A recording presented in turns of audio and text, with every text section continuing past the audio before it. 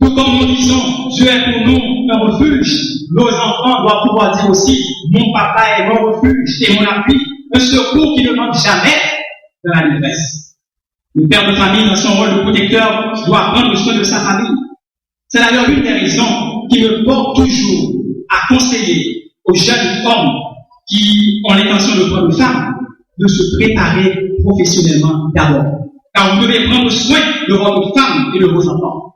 C'est Paul qui dit dans 1 Timothée chapitre 5, verset 8, si quelqu'un n'a pas soin des siens, et principalement de ceux de sa famille, il a renié la foi et il est pire qu'un infidèle. La présence du Père auprès de son enfant, mes frères et mes sœurs, doit pouvoir le rassurer. Lorsque nous allons en présence de notre Père Céleste, ne nous sentons-nous pas rassurés? Ça doit être la même chose pour nos enfants. Non seulement le Père est un enseignant, un leader d'autorité, un protecteur, mais il est aussi celui qui partage avec son enfant la chose la plus importante au monde. Et là, j'aimerais vous poser des questions. Qui peut me dire ici ce matin la chose la plus importante au monde? Qui peut me dire ça? Mais laissez-moi partager avec vous la chose la plus importante.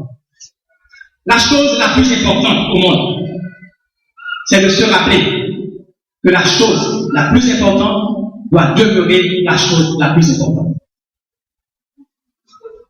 La chose la plus importante au monde, c'est de se rappeler que la chose la plus importante doit demeurer la chose la plus importante. Alors pour nous, papa, pour un père de famille, c'est quoi cette chose qui doit demeurer la chose la plus importante? Toujours. Vous savez, dans le monde occidental, moderne, on dit que la chose la plus importante, c'est le bonheur. Être heureux.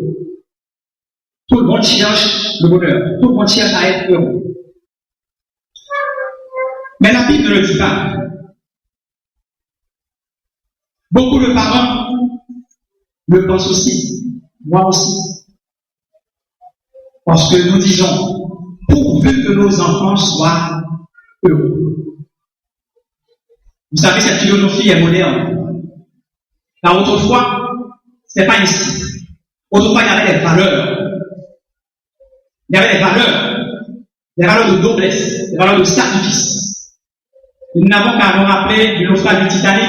Lors du naufrage du Titanic, on disait, les femmes et les enfants d'abord.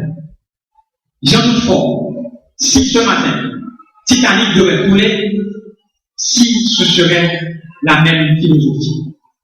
J'en doute fort. Alors maintenant, c'est moi, c'est mon, c'est ma famille. Et en anglais, on dit me, myself and I. C'est comme ça. Beaucoup de pères chrétiens, beaucoup de parents chrétiens se laissent mener par cette philosophie. Le bonheur des enfants. Je n'ai rien contre le bonheur des enfants. Je n'ai rien. Mais vous dites, moi aussi, je cherche le bonheur des enfants, de mes enfants, tout le monde. Mais sachez que nos pensées ne sont pas les pensées de Dieu. Si pour nous le bonheur, c'est la chose la plus importante, pour Dieu, ce n'est pas la chose la plus importante. L'important pour Dieu, c'est de chercher à le glorifier. Et donc, la chose la plus importante pour nous, c'est de porter nos enfants à glorifier Dieu toujours. Les enfants peuvent être heureux. Les enfants seront heureux. Nous pouvons encourager nos enfants à être heureux, mais à l'être en recherchant la volonté de Dieu, tout en glorifiant Dieu. Tout le monde cherche aussi le succès de leurs enfants. Lorsque l'enfant apporte le carnet avec 7, nous disons, donnez-moi 8. Lorsqu'il apporte 8, nous disons, donnez-moi 9. C'est normal. C'est bien beau. Mais en tant que parents, en tant que père de famille chrétien, nous devons montrer aux enfants la voie à suivre pour obtenir ce succès. Car tout succès en dehors du Seigneur est un échec. Le livre de Josué, chapitre 1, verset 8 nous dit, Que ce livre de la loi ne s'éloigne pas de ta bouche. Médite-le jour et nuit pour agir fidèlement selon tout ce qui est écrit. Ah, c'est alors que tu auras du succès dans tes entreprises. C'est alors que tu réussiras. Donc la parole de Dieu nous dit que nos enfants auront du succès quand ils reliront la parole de Dieu. Ce matin, cher papa, que l'on fait chez vous, que l'on vous fait chez vous ou pas, que vous soyez considérés ou pas, vous n'avez pas à vous plaindre. Vous devez savoir que c'est une bénédiction d'être père de famille. Et comme toute bénédiction est accompagnée de responsabilités, vous avez tout devoir de répondre à vos responsabilités et de l'être fiers. Si ce matin on n'a pas été le papa en or qu'on aurait dû être, est-ce fini pour autant? Non, ce n'est pas fini. Nous allons nous donner une nouvelle chance. Et je demande à chaque épouse ce matin, à chaque enfant ce matin, de donner une nouvelle chance au papa. Nous avons affaire à un Dieu qui relève, à un Dieu qui prend toujours la chance de faire toutes choses nouvelles, et un Dieu qui donne toujours une nouvelle chance. Alors, cher papa, comme moi, prenons la décision ce matin de recommencer avec nos enfants, de recommencer avec notre femme. Et vous enfants qui m'écoutez, sachez que votre père est votre père. Vous lui donnez respect, obéissance, amour, soumission jusqu'à votre mort. Car le Seigneur a mis à vos côtés votre père et votre mère pour que vous profitiez de leurs expériences. Retenez ceci, chers enfants. Un enfant, même lorsqu'il ne reste pas toujours un enfant, reste toujours l'enfant de ses parents. À l'occasion de cette période de fête des pères, à l'occasion de notre journée de famille, je veux une nouvelle fois demander à chaque papa de reconsidérer leur façon de se comporter dans la maison. Agissez tel qu'à la fin de vos jours, on dise au moins que vous avez été un père enseignant, un père protecteur, un père qui avait poussé ses enfants à chercher à faire la volonté du Seigneur. Mais pour chaque papa ce matin, c'est que vous soyez des pères dont vos enfants sont fiers et dont votre épouse heureuse.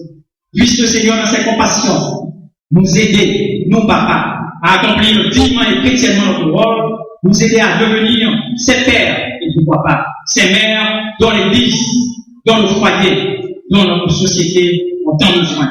Il en soit ainsi pour chacun de nous.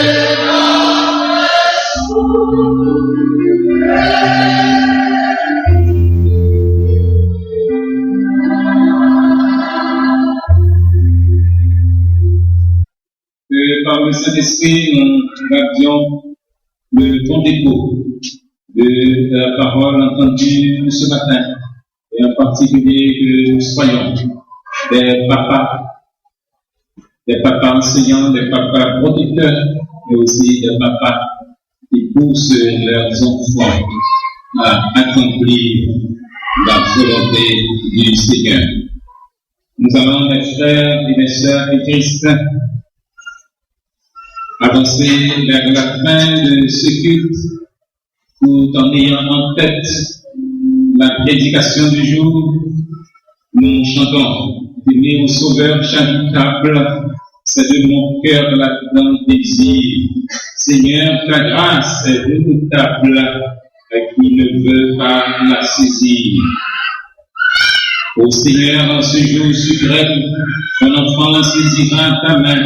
Car toi seul est toujours le même, hier, aujourd'hui, demain.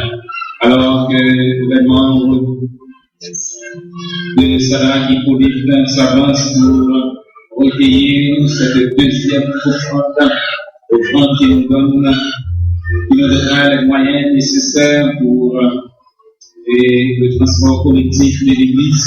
N'oubliez pas l'opération de Yadoken et on est de tout genre et s'il vous plaît, vos pièces de 20 centimes d'une goutte.